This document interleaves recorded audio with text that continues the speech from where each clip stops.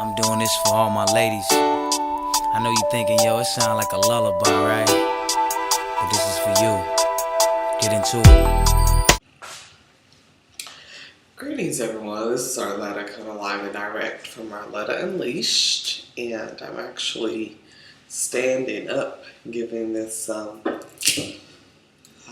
blog post. So, what's up with y'all? How's everyone doing? I'm doing good. You can see one of my beautiful chairs in the background. That's all right. Anyway, the topic for today is bringing sexy back. And it's a topic I came with a couple days ago, but I'm just getting around to post this next blog post, so I will talk about it today. In the meantime, if you haven't been able to, go to the blog and check out the poems that I posted. And this particular blog post, Bringing Sexy Back, kind of directly refers back to the poem Lies that I did.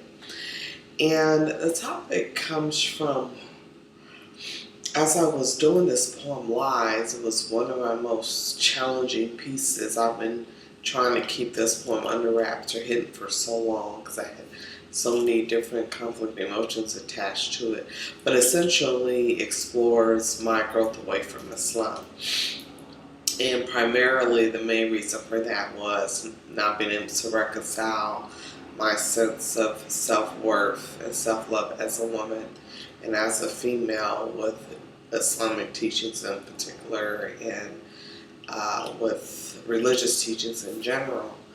But the biggest part of my programming as a Muslim, when I was a practicing Muslim for about 30 or 31 years of my 35 years of life, was that under no circumstances whatsoever could a true Muslimah desire to or allow herself to be sexy. In other words, sexually appealing, sexually attractive, to incite any kind of thoughts of lust or sexuality at all. And that's kind of a challenge, being human and not having any sense of sexuality about you that you project to the public, and just in your persona, or just especially in interactions with males and females. But that's what we're trained to do. We're instructed upon that since we're very little girls, and pretty much we're in a whole culture, a social environment that has very severe, social repercussions if you come off as sexy. So as a consequence, I spent a large portion of my life seeing that sexy was something akin to being a curse word. That was the worst thing you could possibly call me, because that means I was neglecting or not performing or presenting myself well as a Muslim woman. And then as I started moving away from that particular belief or that particular philosophy or approach to life, I started uncovering and wearing what I wanted, whether it was to be totally covered or to be near naked or somewhere in between, and really started shifting on so much of the program I had received as far as how I tapped into my sexuality and expressed that as me.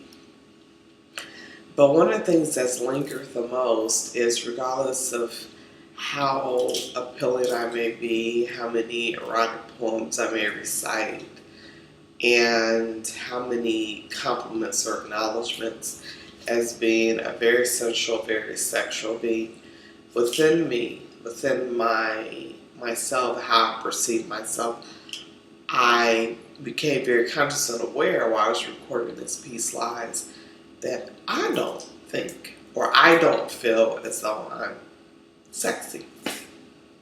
And if someone tells me that I am, I just kind of be like, yeah, whatever, and don't really believe them. If a man tells me that he finds me sexually attractive, or that he thinks that I'm sexy, or I'm in a sexy outfit, or I did a sex delivery of a poem, it's like there's two beings within me. There's the one that's able to express this sexual or sex appeal, but there's this other person who refuses to acknowledge that that's really me. If that makes any sense at all. It may not have to, but that's the reality. And it plays havoc with me being able to freely express myself in a sexual manner. It kind of divides me as far as my sensuality and my sexuality. And it's almost like being a little schizo in a way. And I feel that it's time to bring the sexy back, to incorporate that, and for me to be able to acknowledge that part of myself. But the interesting thing about this topic, bringing the sexy back, is, and this is not specifically for, but primarily targeted towards women, is that I know I'm not the only person. Whether you're a mother, you could be of a certain age or have a certain, religious program or social programming where being sexy was not part of the experience, was not acceptable.